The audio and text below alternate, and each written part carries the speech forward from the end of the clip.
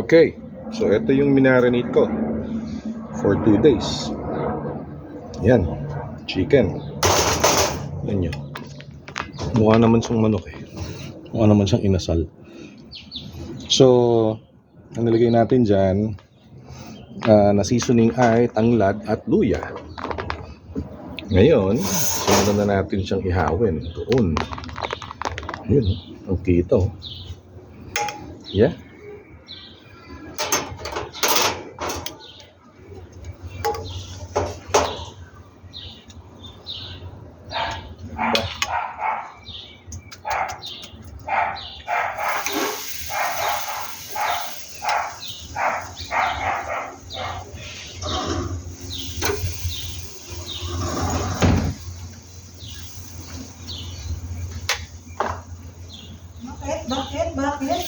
Bakit?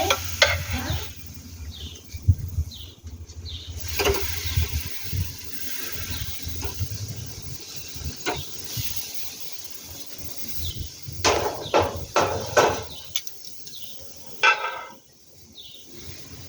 Tapos, panmuna natin para naman hindi yan masusunog.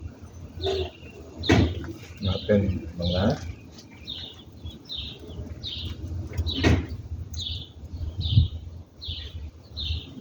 10 minutes muna.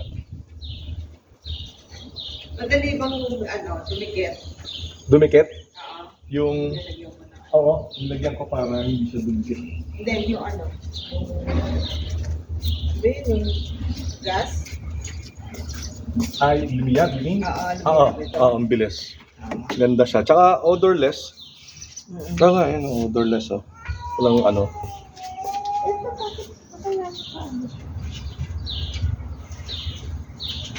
Oo nga. Kailangan pala yung shade mo. Ayan. So, yun. Oops, babalikan ko uli kayo kapag may kulay na ang inasal.